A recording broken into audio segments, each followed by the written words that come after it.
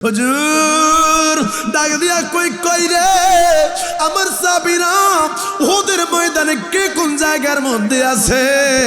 একজন মহিলা দৌড়াই আইসা আমার নবীরে কই, হুজুর আমার স্বামীর কবরটা আমার একটু জানান। আমার নবী কই, তোমার স্বামীকে? তোমার স্বামীর তো আমি চিনি না। কই, ইয়া রাসূলুল্লাহ আপনি তো গতকালকে আমার বিবাহ পড়াইছেন। হুজুর এই যে তাকায়া দেখেন আমার হাতের মধ্যে মেহেদি। ইয়া রাসূলুল্লাহ আমার স্বামী হলো হানজালা। সে গতকাল রাত্রিবেলা আমার সাথে সে গতকালকে রাত্রিবেলা আমার সাথে সে বাসর করছে।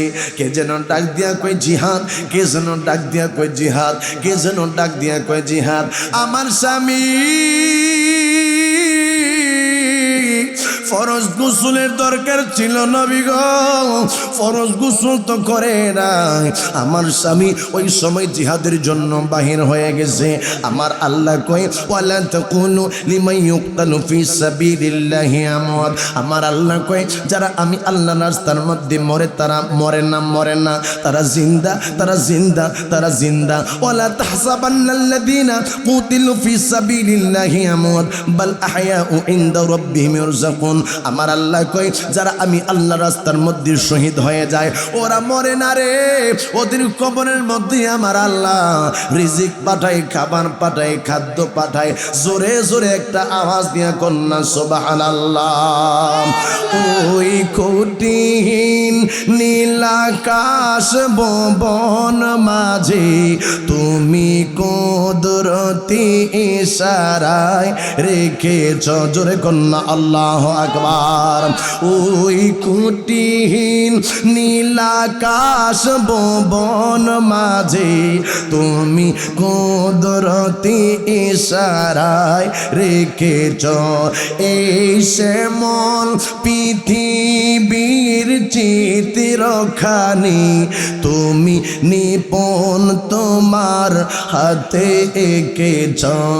ওগো আল্লাহ শুকর তোমার, আমারে যে মুসলিম করেছ। চিৎকার মেরে কোন আল্লাহু আকবার, ইয়া রাসূলুল্লাহ। তুমি সাগরের বুকে দিলে কান্না, তুমি পাহাড়ের বুকে দিলে ঝরনা। কথা কন্যা বাবা ঠিক কিনা? সব কিছুর মালিককে আওয়াজ দিয়া বলেন কে? হায়াতের মালিককে, মৌতের মালিককে, সন্তান দেওয়ার মালিককে, বাবা মৃত্যু দেওয়ার মালিককে। মুসা নবীর নাম আপনারা শুনছেন বাবাজি। মুসা নবী আমার আল্লাহর কাছে যাইয়া দৈনিক 1000 প্রশ্ন করতো আমার আল্লাহ। মুসা নবীর 1000 প্রশ্নের উত্তর দিত একজন মানুষ। বাবা গরিব মানুষ, কি মানুষ? গরিব মানুষ রাস্তার পাশে দাঁড়ায় রইছে। মেম্বার সাহেব আছে এখানে, শুনবেন, সুযোগ সমাজের মানুষ। একজন গরিব মানুষ দাঁড়ায় রইছে। মুসা নবীর ডাক দিয়া কই, হুজুর আমি গরিব মানুষ, একটা কথাই আপনারে বলতে চাই। কয় বাবা কি কথা? কয় হুজুর গো, টাকা নাই, পয়সা নাই, সম্পদ নাই, বড় কষ্ট কইরা আমি চলি। যদি আপনি আল্লাহর কাছে জিগাইতেন আমি কেমনে বড় লোক হবে, কবে বড় লোক হব, তাইলে এটা আমার জন্য বড় উপকার হতো। জোরে কন্যা সুবহানাল্লাহ। বড় লোক ধনী কবে আমি হব, কি কাজ করলে ধনী হব? মুসা নবী কয়, বাবা আমি আল্লাহর কাছ থেকে জিজ্ঞাসা করে তোমাকে আমি জানাবো। আর একটু সামনে যাওয়ার পরে মুসা নবী আরেকজন ব্যক্তির লগে দেখা। ওই লোকটায় ডাক দিয়া কয়, হুজুর আমি বড় সম্পদওয়ালা, বড় টাকাওয়ালা। হুজুর গো, আমি আল্লাহর নাম ঠিকঠাক মতো ডাকতে পারি না, এত টাকা আমারে আল্লাহ দিছে। হুজুর এই টাকার জন্য টাকার হিসাব করতে করতে করতে করতে আমার সময় চলে যায়। আমি আমার আল্লাহ ইবাদত বন্দেগী ঠিক মতো করতে পারি না। হুজুর বলে কবে আমার সম্পদ কমাইব? কয় বাবা এটা তো আমি জানি না। কয় তাইলে আপনি আল্লাহর কাছ থেকে যাই না আমারে একটু জানায়েন। কয় বাবারে ঠিক আছে আমি তোমারে জানাবো। মুসা নবী বাবা কুহে তুরের মধ্যে যাই আল্লাহর সাথে কথা বলা শুরু করে দিয়েছে। মুসা নবী কথাবার্তা কইয়া ওই দুইটা লোকের সাথে বাবা যে কথা হইছে ওই কথা আমার আল্লাহর সাথে বললো। আল্লাহর সাথে বলার পরে আমার আল্লাহ ডাক দিয়া কই মুসা কালিমুল্লাহ রে, যেই লোকটারে আমি আল্লাহ এত সম্পত্তির মালিক বানাইছি, ওই লোকটারে বলবা লোকটা যেন শুকুর গুজরিয়া কমায়া দেয়, আমি আল্লাহর নিয়ামতের শুকরিয়া যেন সে কম কম আদায় করে। তাইলে আমি আল্লাহ তার নিয়ামতের এই নিয়ামতগুলা আমি আল্লাহর শুকরিয়া আদায় না করলে তার সম্পদগুলো আস্তে আস্তে কমায়া দিব। মুসা নবী কয় আল্লাহ ঠিক আছে, আল্লাহ গরিব মানুষে আমি কি বলবো। আমার আল্লাহ কয় মুসা রে ওই লোকটারে তুমি বইলা দিবা, ওই লোকটা যেন যেই মানুষটা গরিব মানুষ ওই লোকটা যেন আমি আল্লাহর বেশি বেশি শুকর গুজারি আদায় করে, তাইলে আমি আল্লাহ তার সম্পদের মধ্যে বরকত দান করে দিব। ও বন্ধু, এবার মুসা নবী তিনি যেই সময় আল্লাহর সাথে কথা বইলা আসতেছিল ওই সময় প্রথম ব্যক্তির সাথে তার দেখা হইল। বাবা কোন ব্যক্তিটা? ধনী ব্যক্তি। মাশাআল্লাহ, ঠিক আছে, এখানে শ্রোতা ঠিক আছে, অডিয়েন্স ঠিক আছে আজকে। মারহাবা কোন আওয়াজ দিয়ে কোন না মারহাবা। ধনী মানুষের সাথে প্রথম দেখা মুসা নবী ওই ধনী ব্যক্তির কাছে যাওয়ার পরে ধনী ব্যক্তি জিগায় মুসা নবী গো আপনি আমারে বলেন না আমার আল্লাহর সাথে আপনি কি আমার বিষয়ে কথা বলছেন নি? কয় বাবারে আমি আল্লাহর সাথে তোমার বিষয়ে কথা বলছি। কয় আল্লাহ কি কইছে? কয় আমার আল্লাহ কইছে তুমি যেন বেশি বেশি শুকর গুজারি আদায় না করো, তুমি যেন শুকরিয়া আদায় করা বন্ধ করে দাও। মুসা নবীর এই কথা শোনার পর ওই লোকটা কয় আলহামদুলিল্লাহ আমি আপনার কথা মানলাম। এই লোকটা আলহামদুলিল্লাহ পড়তে পড়তে পড়তে পড়তে বানের মধ্যে চলে গেছে। জোরে জোরে কন্যা সুবহানাল্লাহ। কিন্তু আব্বু যে লোকটার টাকা নাই, যে লোকটার সম্পদ নাই, ওই লোকটার কাছ দিয়ে মুসা নবী যেই সময়ে যাওয়া শুরু করলো ওই লোকটা মুসা নবীর ডাক দিছে আল্লাহর পয়গম্বর মুসা গো আপনি কি আমার আল্লাহর সাথে আমার বিষয়টা আলোচনা করেছেন? কয় বাবা রে আমি তোমার বিষয়টা আমার আল্লাহর সাথে আলোচনা করছি। কয় আমার আল্লাহ কি বলছে? কয় আমার আল্লাহ বলছে তুমি বেশি বেশি নিয়ামতের শুকরিয়া আদায় করার জন্য। গরিব মানুষটা কয় মুসা নবী আমারে তো আল্লাহ টাকা দেয় নাই, পয়সা দেয় নাই, আমি নুন আনতে পান্তায় আমার ফরয়া যায়, আমি কেন আল্লাহর শুকরিয়া আদায় করব? এই লোকটা শুকরিয়া আদায় না কইরা চইলা গেছে।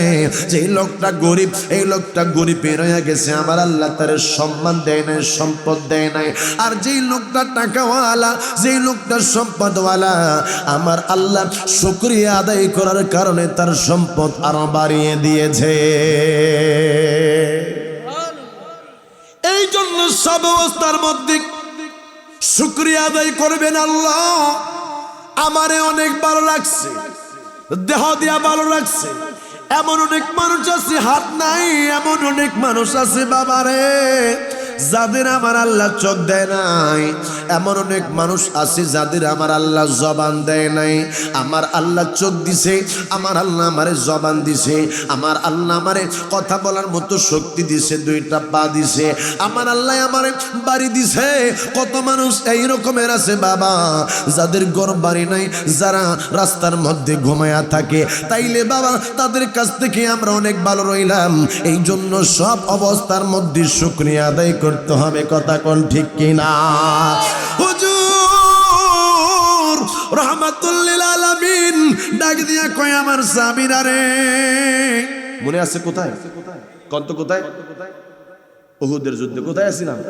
উহুদের যুদ্ধের মধ্যে ছিলাম। হুজুর আমার স্বামী গতকালকে রাত্রি বেলা আমার সাথে বাসর ঘর করার পরে জিহাদের জন্য বাহির হয়ে গেছে নবী গো। কিন্তু আমার স্বামীর এখন তো আমি খুঁজা পাই না। আমার নবী ডাক দিয়ে সাবিরা তোমরা দেখো না আমার হানজালা কোথায়? না না না গো, হানজালার কোনো জায়গার মধ্যে খুঁজা পাওয়া যায় না। আমার আল্লাহ ডাক দিয়া কই জিবরাইল রে আমার বন্ধুর কাছে যা যা, আমার বন্ধুরে যাই কই আমি আল্লাহ আমার হানজালারে এত পছন্দ করলাম, সেই স্ত্রীর সাথে সময় কাটাইলো, কিন্তু যুদ্ধের জন্য সে ফরজ গোসল করতে পারে নাই। আমি আল্লাহ এই হানজালার জন্য আসমানের মধ্যে নিয়া হাউসে কাউসারের পানি দিয়া তার জন্য গোসলের ব্যবস্থা কইরা দিছি। আমার বাবারে যারা আমার আল্লাহর রাস্তার মধ্যে শহীদ হয় তাদেরকে গোসল দেওয়ার কোনো বিধান নাই। যারা যে অবস্থার মধ্যে মারা যায় এই অবস্থার মধ্যে তাদেরকে হাসরের ময়দানের মধ্যে ওঠানো হবে। বাবা গো, এই জন্য সব অবস্থার মধ্যে বলবাই আল্লাহ তুমি আমার শহীদি মৃত্যু দান করে দাও। আব্বুরে, আমার নবী রাহমাতুল লিল আলামিন বলে যে মানুষটা শহীদি মর্যাদা লাভ করবে ওই মানুষটা জান্নাতের মধ্যে পাখি হিসেবে ঘোরাঘুরি করবে, পাখি হিসেবে ঘোরাঘুরি করবে। আমার বাবারা, আল্লাহর নবী রাহমাতুল লিল আলামিন সেই সময় বলে, আরে আমার সাহাবীরা তোমরা একটু থামো, আমার আল্লাহ হানজালারে জান্নাতের মধ্যে নিয়া আমার হানজালারে আসমানের মধ্যে নিয়ে আমার আল্লাহ গোসল করাইতেছে। গোসল করাইয়া ফেরেশতারা হানজালারে দইরা গোমা ওই সময় উহুদের ময়দানের মধ্যে নিয়ে আসলো। হানজালার চোখের মধ্যে বাবা সেই সময় সুন্দর করে সুরমা লাগানো, হানজালার মাথার মধ্য থেকে টপ টপ টপ টপ করে পানি পড়তেছে, দাড়িগুলা থেকে পানি পড়তেছে। আমার নবী ডাক দিয়া কয়, আরে আমার সাহাবীরা, আমার হানজালা এই দুনিয়ার কোনো জিনিস দিয়া গোসল করে নাই। ওই সময় বিবি ডাক দিয়া কই, নবী গো, আমার স্বামী তো ফরজ গোসল দুনিয়ার মধ্যে করতে পারে নাই, এখন কি তার গোসল দিবেন না? আমার নবী ডাক দিয়া কই, না, তোমার স্বামীর জন্য দুনিয়ার মধ্যে গোসলের দরকার পড়ে নাই। আমার আল্লাহ এই হানজালার জন্য জান্নাতের মধ্যে গোসলের ব্যবস্থা করছে, আসমানে গোসলের ব্যবস্থা করছে। আমার আল্লাহ হানজালারে এই রকমের কবুল করছে। আমি মায়ার নবী হানজালার উপরে খুশি। জোরে জোরে কন্যা সুবহানাল্লাহ। ওই ওদের যুদ্ধের মধ্যে আল্লাহর নবীর দান্দান মোবারক শহীদ হইল। ওই দিক দিয়ে ওয়াসাল করনি, আমার মায়ার নবীরে দেখতে পারে নাই। এ তো আমার নবীর সাহাবী না, মা জিন্দা, বাবা গো, মার খেদমত করে নবীর কাছে আসতে পারে না। মায়েরে ডাক দিয়া কই, মা তুমি যদি আমারে পারমিশন দাও আমি নবীর কাছে যাব। মায়ের ডাক দিয়া কই, বাবা রে, তুই সারা তো খেদমত করার আর কেউ নাই রে বাবা, আমারে তুই আর তুমি যাইও না। বাবারে মার খেদমত করে এই দিক দিয়ে ওয়াসাল করনি। আর শুনলো আমার নবীর দান্দান মোবারক শহীদ হয়েছে। আমি কি জন্য এই কথা আজকে উঠাইলাম? প্রেমের কোনো দলিল হয় না, প্রেমের কোনো দলিল লাগে না। এমনিতে বাবা কোন মানুষের দেহের মধ্য থেকে একটা দাঁত বাইঙা এমনিতে ফেলাইয়া দেওয়া কবিরা গুনাহ, কবিরা গুনাহ, কিন্তু প্রেমের বাবা কোনো ফতোয়া হয় না। হামজালা রাদিয়াল্লাহু তাআলা আনহু শহীদ, নবীজির মাতা মোবারক শহীদ। বাবা মাতা মোবারকের মধ্য থেকে রক্ত মোবারক প্রবাহিত হচ্ছে, দান্দান মোবারক বাইঙা গেছে। ওয়াসাল করুনি শুনলো আমার নবী রাহমাতুল লিল আলামিনের দাঁত মোবারক বাবা শহীদ হয়েছে। হযরত ওয়াসাল করুনি তিনি একটা একটা কইরা বাবা তিনার দাঁতগুলা ভাঙা শুরু করে দিছে। সামনেরটা বাইঙা কয়, না জানি আমার নবীর এইটা ভাঙছে, সামনেরটা বাইঙা এইটা ভাঙছে, এইটা ভাঙ্গার পরে কয় মনে হয় এইটা ভাঙছে, আবার এইটাও তিনি ভাঙলো। এইভাবে ভাঙতে ভাঙতে আমার পর্দানিসীন মা আমার বাবারা 32টা দাঁত ওয়াসাল করুনি ভাইয়া ফালাইছে। জোরে আওয়াজ দিয়া কন্যা আল্লাহু আকবার। এই জন্য মা ভালো যদি বাঁচতে হয়, ভালোবাসার মতো ভালোবাসতে হবে। যদি ইসলাম যদি তোমার কাছে ভালো না লাগে তাইলে তুমি ইসলাম ধর্ম ছাইরা চলে যাও। আর যদি মুসলমান দাবি করো তাইলে মুসলমানের সন্তান মুসলমানের মতো থাকা লাগবে। পূজা মণ্ডপের মধ্যে আমাদের কিছু মুসলমান ছেলেরা যায়, না না পূজা মণ্ডপের মধ্যে যাওয়া যাবে না। আমাদের অনেক ছেলেরা আছে যারা ক্লিন শেপ দেয়, না না মুখের মধ্যে খুর লাগানো যাবে না। আমাদের ছেলেরা অনেক ছেলেরা এই রকমের আছে যারা বাবা তারা শরাব খায়, মদ খায়, ফেন্সি খায়, ইয়াবা খায়। এই রকমের খাওয়াই না পোলাপান এই দেশের মধ্যে আছে না না আছে।